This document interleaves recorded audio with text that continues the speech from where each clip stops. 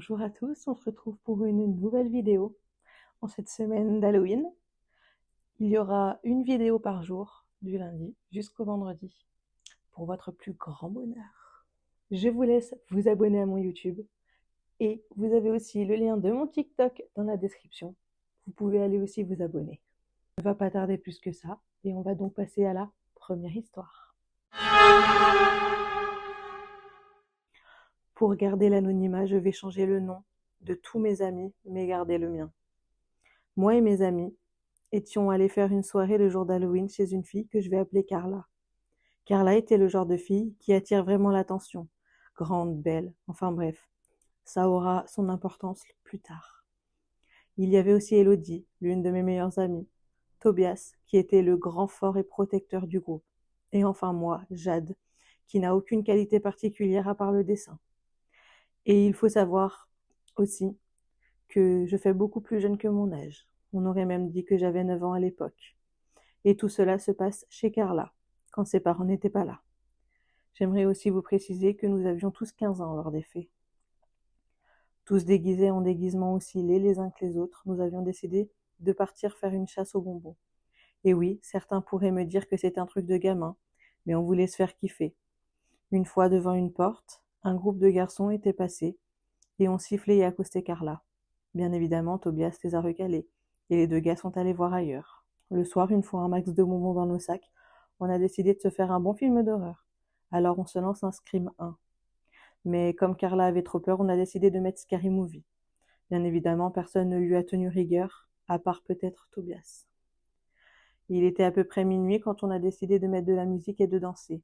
Tout ça sans alcool, car on était mineurs, je me rappelle. C'est alors que j'ai entendu quelqu'un toquer à la porte. Évidemment, j'ai eu tellement peur que j'ai laissé Tobias ouvrir. On était à Halloween et je suis une grosse flippette. Donc Tobias ouvre, et là, il devient tout pâle.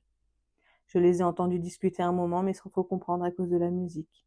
Puis Tobias ferma la porte et baissa la musique de plusieurs crans. Et là, il nous lâche un truc du genre « Putain les filles, on vient de se faire engueuler par les voisins. » Bon, ça nous embêtait, mais on a décidé de baisser le son. Quelques heures plus tard, on re-entend toquer. Cette fois, je décide d'y aller et j'ouvre. Et là, j'ai jamais eu aussi peur de ma vie quand j'ai reconnu les deux garçons qui avaient accosté Carla plus tôt dans la soirée. Et là, je me dis, oh non, ils viennent pour Carla, ils vont la kidnapper. Donc j'ai fondu en larmes. Et les deux gars sont partis sans un mot. J'ai fermé la porte et c'est alors que j'ai entendu des chuchotements, sans arriver à distinguer quoi. J'ai donc tout raconté à mes amis, car, si je meurs, ils meurent avec moi. Non, je rigole, hein. On a donc éteint la musique, et je suis allée sur le canapé et j'ai caressé le chat de Carla. C'est alors qu'elle m'a demandé ce que je faisais. Je lui ai donc répondu. Et alors, elle a dit quelque chose qui m'a glacé le sang. Elle n'avait pas de chat. Vous allez me dire, t'as peur juste pour ça? Mais non, non, non, c'est pas ça qui m'a fait peur. Ce qui m'a fait peur, c'est si le chat était rentré, ça veut dire qu'il doit y avoir une fenêtre ouverte et que les gars de tout à l'heure pouvaient rentrer par là. Et c'est alors que je suis passée pour une parano devant mes potes en leur exposant ma théorie. 1 heure plus tard, on est en train de jouer à Little Big Planet sur la PS3 quand un gros bruit se fit entendre à l'étage. On s'est tous littéralement pissés dessus à ce stade. Mais encore pire quand l'un des mecs dont j'ai parlé descendait des marches avec un gros sac à dos. Et il a lâché une phrase dont je me souviendrai toute ma vie. Oh merde, ils sont plusieurs. Il est parti en courant par la porte d'entrée. Aucun de nous n'a osé bouger tellement on avait peur. Quelques secondes plus tard, on a entendu un moteur démarrer et une voiture s'éloigner. Bien évidemment, je ne sais pas ce que ce gars voulait, mais je pense qu'il avait de l'intérêt pour Carla, et que si Tobias et Elodie n'avaient pas été là, il nous aurait fait du mal, à Carla et à moi. J'ai dessiné la tête des deux gars et vite fait demander aux parents de Carla s'ils les avaient déjà vus quelque part. Mais apparemment non. Nous avons parlé de cette histoire à personne, pas même à la police, car Carla avait trop peur que ses parents la fâchent.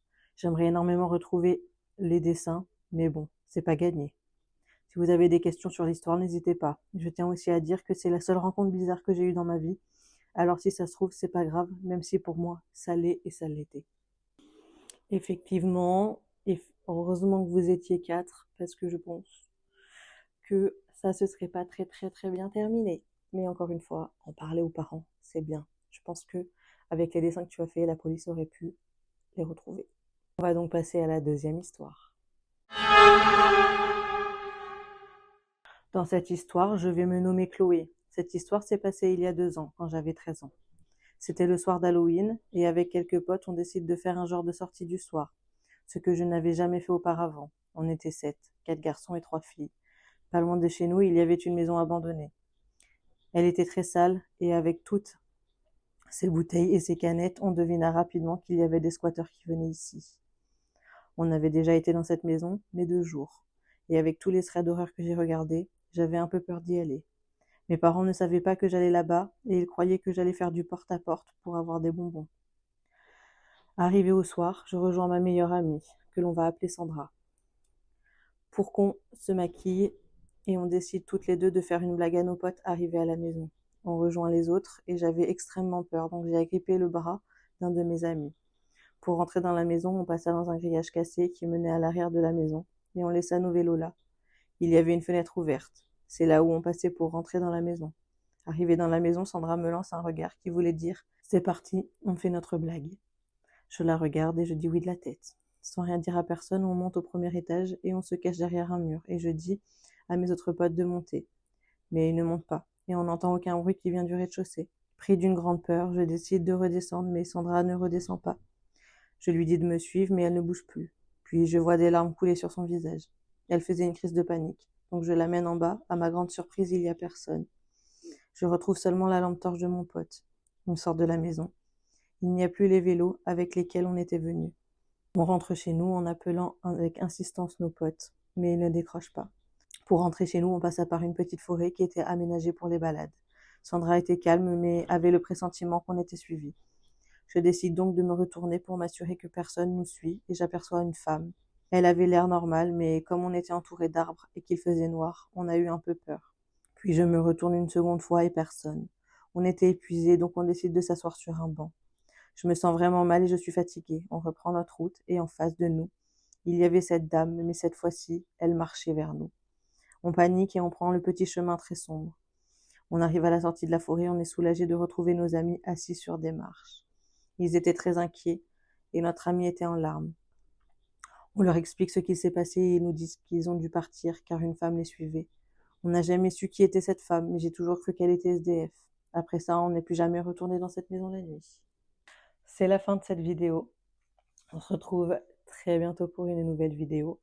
Je vous laisse vous abonner à mon YouTube et aller voir mon TikTok dans la description. Et je vous fais plein de bisous.